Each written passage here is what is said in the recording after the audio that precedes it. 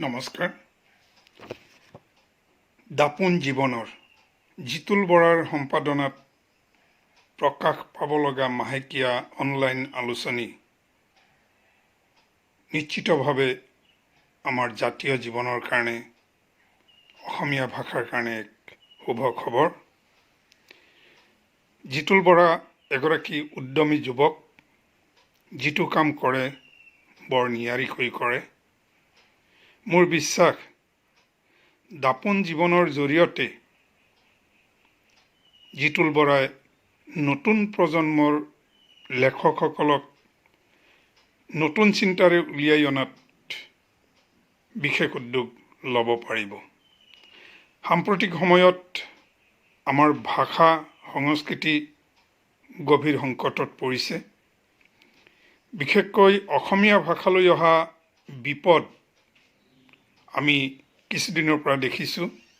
শেহতীয়াভাৱে কৰোনা বীজাণুক কেন্দ্ৰ কৰি যি তলাবন্ধ কাৰ্যসূচী সমগ্ৰ পৃথিৱীজুৰি চলিছে, তাৰ ফলত অসমীয়া কাকত আৰু আলোচনীসমূহ বন্ধ হোৱাৰ উপক্ৰম হৈছে।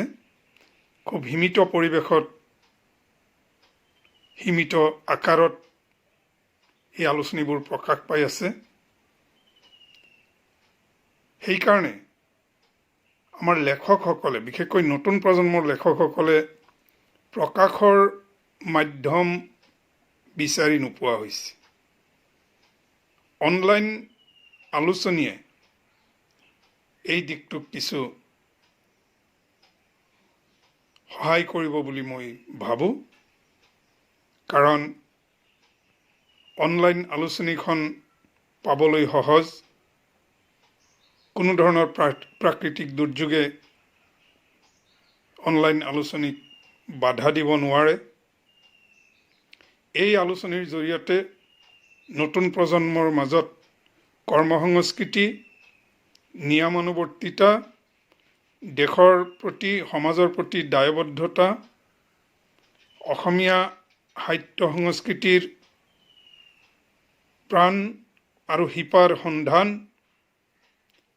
এইবোৰ দিশত গুৰুত্ব সহকাৰে কিছু লেখা যদি প্ৰকাশ কৰিব পৰা যায়, মই ভাবোঁ বিশ্বায়নৰ এই ভোগবাদী সমাজত আমাৰ অসমীয়া জাতিলৈ ক্ৰমান্বয়ে নামি অহা সাংস্কৃতিক, অৰ্থনৈতিক, ভাষিক আগ্ৰাসন, তাৰ পৰা জাতিটোক কিছু সকাহ দিব পাৰিব। জিতুল বৰাৰ এই প্ৰচেষ্টা সফল হওক। দাপোন জীৱনৰ জৰিয়তে প্ৰতিজন মানুহৰ জীৱন দাপোনত যাতে চোৱাৰ দৰে কৰিব পাৰে, অৰ্থাৎ এই আলোচনীখনৰ মাজতেই আমাৰ মন আৰু মানসিকতাৰ কিছু দিশ যাতে পঢ়ুৱৈ সমাজে বিচাৰি পায়, তাৰ প্ৰতি সম্পাদনা সমিতিয়ে নজৰ দিব বুলি মই আশা কৰিছোঁ।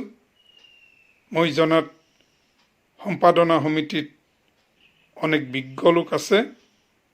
তেওঁলোকৰ প্ৰচেষ্টাত দাপোন জীৱনৰ নামৰ অনলাইন আলোচনীখনে নতুন প্ৰাণ পাই উঠিব বুলি মই আশা কৰিব পাৰোঁ। সম্পাদনা সমিতিলৈ আন্তৰিক ধন্যবাদ জনাইছোঁ।